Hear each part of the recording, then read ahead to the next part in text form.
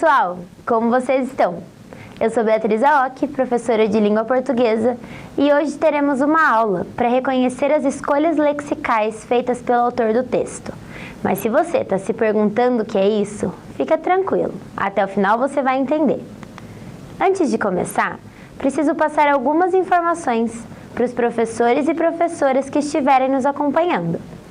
Essa aula é do 6º e 7º ano do Ensino Fundamental 2 e trabalha a habilidade da BNCC EF06-LP01, que diz: reconhecer a impossibilidade de uma neutralidade absoluta no relato de fatos e identificar diferentes graus de parcialidade ou imparcialidade feitos pelo recorte do efeito de sentido, vindos das escolhas feitas pelo autor, de forma a poder desenvolver uma atitude crítica frente aos textos jornalísticos e tornar-se consciente das escolhas feitas enquanto produtor de textos.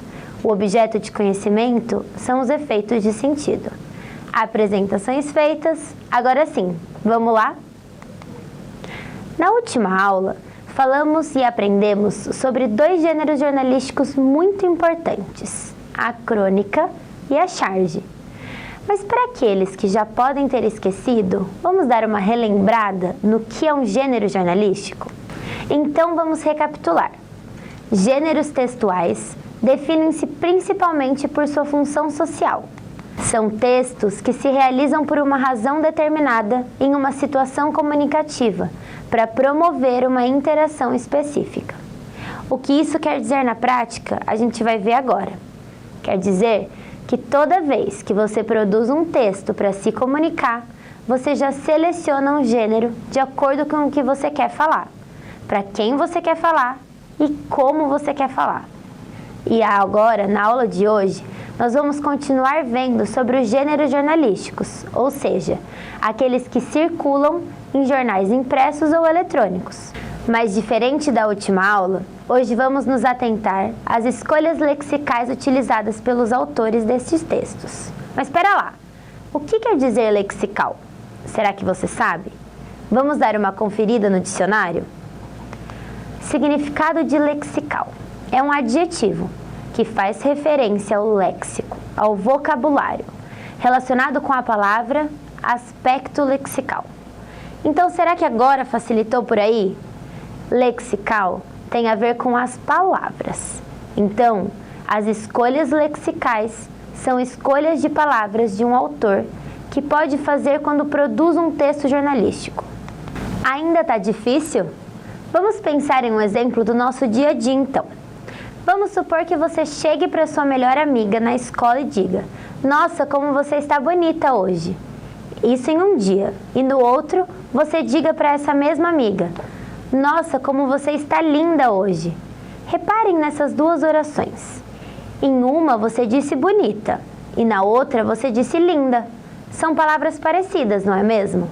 Mas apesar de parecidas, elas têm significados diferentes. O mesmo acontece com feliz e alegre, feio e horrível e outras palavras mais.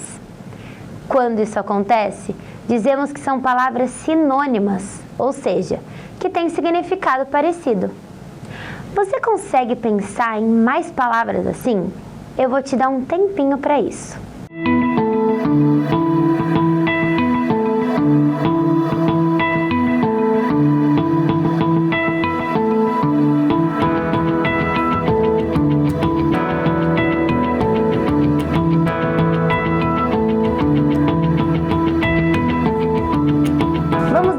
Aqui, nestes exemplos: casa, lar, moradia, residência, longe e distante, delicioso, saboroso, carro e automóvel. Viram como é simples? Os sinônimos estão mais presentes no nosso vocabulário do que você imagina. Mas tudo bem, relembramos o que são gêneros textuais jornalísticos e entendemos um pouco mais sobre o nosso objetivo na aula de hoje, que é reconhecer as escolhas lexicais feitas pelo autor do texto. Vimos que as escolhas lexicais são as escolhas de palavras e que, apesar de parecidas, como os sinônimos, cada palavra tem um motivo para ser usada naquele exato momento, certo? Sabendo disso, eu tenho um desafio para você. Dá uma olhada nessa charge aqui. Vou dar um tempo para que você pense no significado de sinônimo que vimos na aula e em qual resposta a professora gostaria de ter ouvido deste aluno.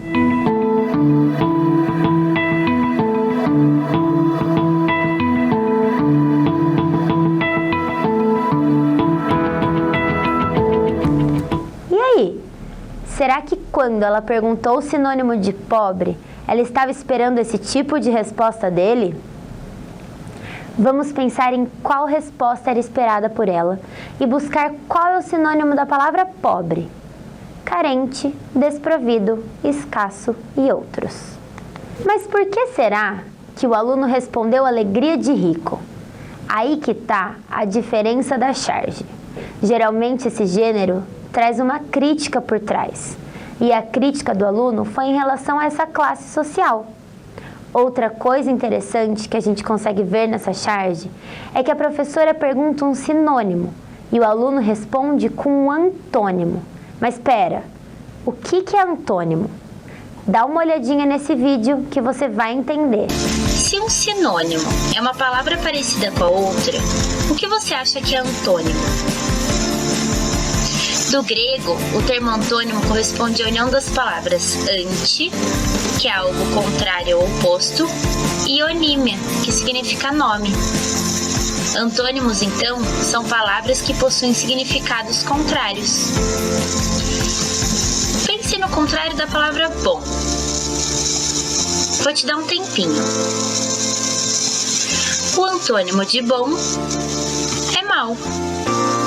Vamos ver outros exemplos.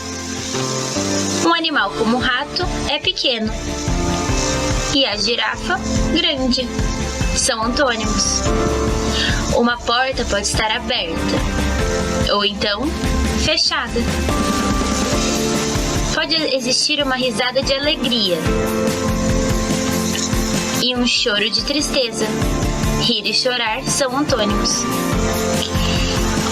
E nessas duas frases, vamos identificar se são antônimos ou sinônimos? Na primeira, hoje pela manhã tomei um leite muito quente, mas o tempo estava muito frio. E na segunda, Rafaela esbanjava alegria na festa. Ao vê-la, Henrique sorria de tanta felicidade. E aí? O que você acha que é cada um? Na primeira frase, temos dois antônimos, quente e frio. E na segunda frase, temos dois sinônimos, alegria e felicidade. Agora que você já viu, qual será o antônimo que o aluno utilizou naquela charge? Se você reparar, ele não usou um sinônimo da palavra pobre, mas sim um antônimo. Ele usou a palavra rico. Bem legal, né? Viram como que os gêneros jornalísticos podem nos dizer muitas coisas sobre a nossa própria língua? E você? Consegue pensar em alguma situação em que você já usou um antônimo? Agora, eu tenho outro desafio. Eu vou colocar algumas charges aí na tela. Vocês vão olhar e vão ter algum tempinho para descobrir qual palavra é antônimo da outra, tá bom? Pode ser? Valendo!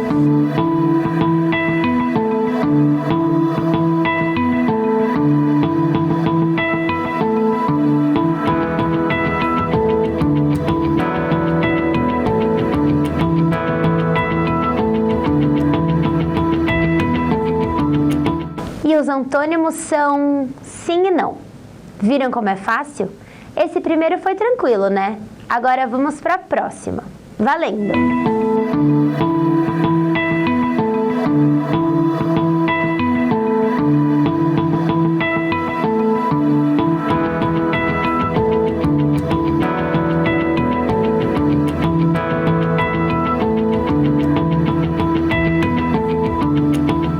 E os antônimos são loira e morena. Bom, agora que você já aqueceu bastante sobre sinônimos e antônimos, usando todas essas charges, podemos partir para um exercício, tá? Dá uma olhada nessa crônica aqui. Socorro, sou fofo, de Antônio Prata. O autor numa crise de autoestima e de autocrítica. Quem não passa por isso? Tá bom, eu admito. Não adianta negar. Fingir é inútil. De nada vale lutar contra os fatos. Uma hora na vida, a gente tem que assumir, se contentar com o que tem, olhar diante do espelho e aceitar o que ele nos devolve. Sou fofo mesmo, e daí? Se pudesse escolher, eu não seria. Queria ser um cara irresistível, musculoso, alto, desses que fazem mulheres suspirarem quando passam e cochicharem. Vermelhinhas. Nossa, que homem! Eu as esnobaria, as trataria mal. E elas sempre voltariam aos meus braços, claro. Infelizmente, a natureza não me deu os traços, os bíceps, a altura, a voz e os outros requisitos necessários para me candidatar a um cargo de Rodrigo Santoro ou de Du Moscovis na juventude. Não bastassem as deficiências genéticas, uma boa educação acabou de vez com a possibilidade de uma personalidade canalha, uma postura cafajeste, ou no mínimo uma arrogância snob. Assim sendo, tive desde cedo que apelar para técnicas mais complexas de persuasão, como a gentileza, o bom papo, as piadas e outras compensações. E não tardou, tendo trilhado com esforço esse caminho para começar a ouvir os primeiros. Ai, você é muito fofo. No começo eu chiava, reclamava, soltava uns palavrões, dava uma ou duas cusparadas no chão, fechava a cara. Aos poucos, fui vendo que ser fofo não era o fim do caminho. Não seria necessário entrar numa clínica de recuperação, FA, Fofos Anônimos, ou numa academia de ginástica. Havia mulheres que valorizavam um bom fofo. Já faz alguns anos que estou trabalhando este meu lado, aprendendo a ser fofo e não ter vergonha disso. Hoje, como vocês estão vendo, posso falar em público sobre isso, sem ficar vermelho. Não se iludam. Se pudesse escolher, nascia de novo, com 1,85 m, jaqueta de couro, barba por fazer, bronzeado e com voz de dublador de protagonista em filmação. Mas a opção infelizmente não existe. O que me resta é não só aceitar o "ai que horror", fofura em mim, supostamente contida, como ainda mais tentar acentuá-la. Como neste texto aqui, em que exponho minhas fraquezas, frustrações e angústias a todos vocês. Modéstia e orgulho à parte, não é uma atitude fofa? Repararam que ao longo da crônica tinham algumas palavras destacadas em negrito? Agora é a sua vez. Para cada palavra destacada, você precisa encontrar um antônimo e fazer a substituição. Tá difícil de entender? Eu vou fazer o primeiro exemplo com vocês, tá? Tá bom, eu admito. Não adianta negar, fingir é inútil. De tudo vale lutar contra os fatos. Que loucura, não é? Tá vendo como às vezes uma palavrinha pode mudar todo o sentido da oração? Mas pensem e anotem os antônimos das palavras destacadas. Eu vou dar um tempo para que vocês façam isso, tá bom?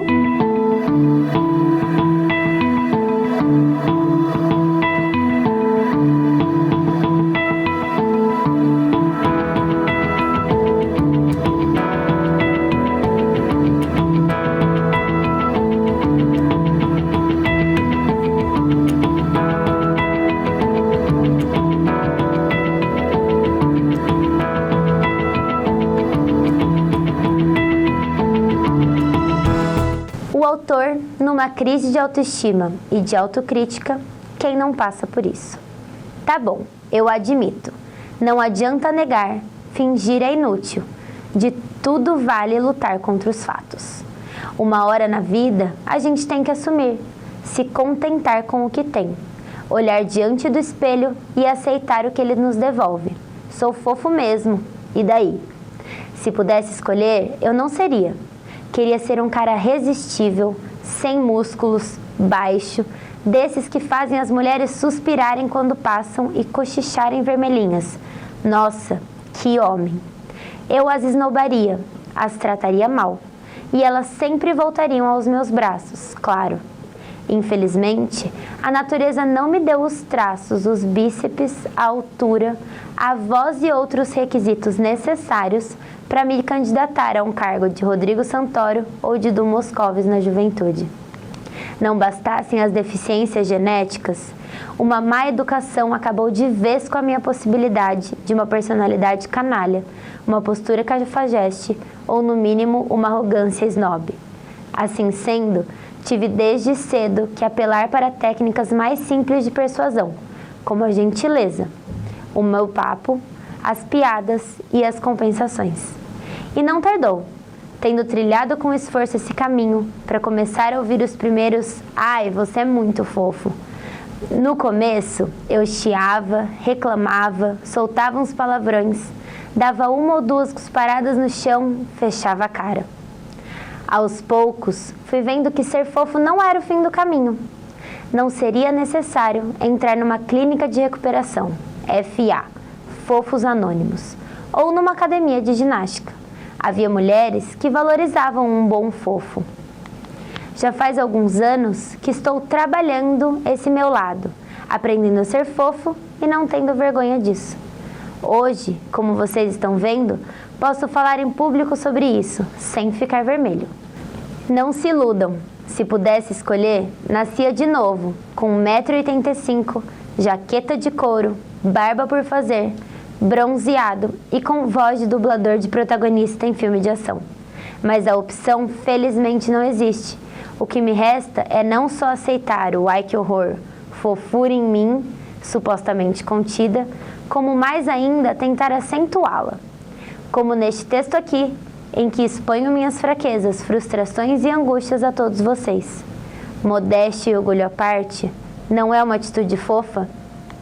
E aí, o que vocês acharam? Perceberam que muitas partes do texto ficaram sem sentido depois que mudamos o significado? Será que se substituíssemos essas palavras por sinônimos daria tanta diferença assim? O que você acha? Se sinônimos são palavras parecidas, então provavelmente o sentido poderia se manter mais parecido possível com o original. Legal, né? E aí, vamos dar uma olhada em tudo que falamos hoje? Começamos a aula relembrando o que é um gênero textual e sobre os gêneros jornalísticos. Depois disso, entendemos o que quer dizer a palavra léxico e como a escolha de palavras feita por alguns autores é tão importante para a construção de sentido de alguns textos. Então, pudemos entender o que é um sinônimo e qual é a sua função em alguns textos.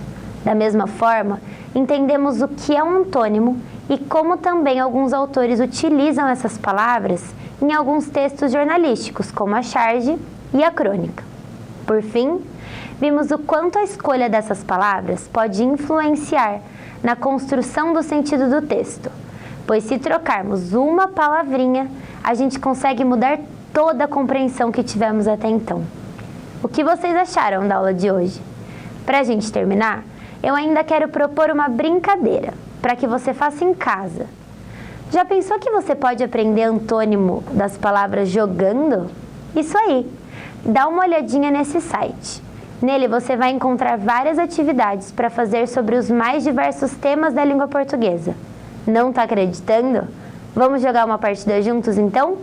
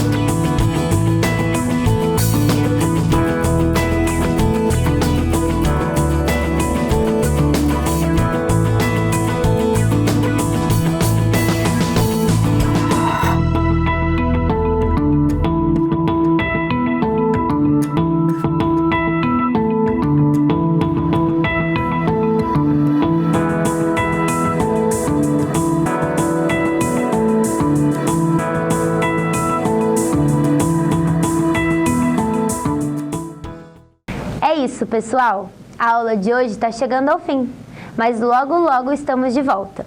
Se cuida e não se esqueça, mesmo distante, estamos juntos. Até a próxima!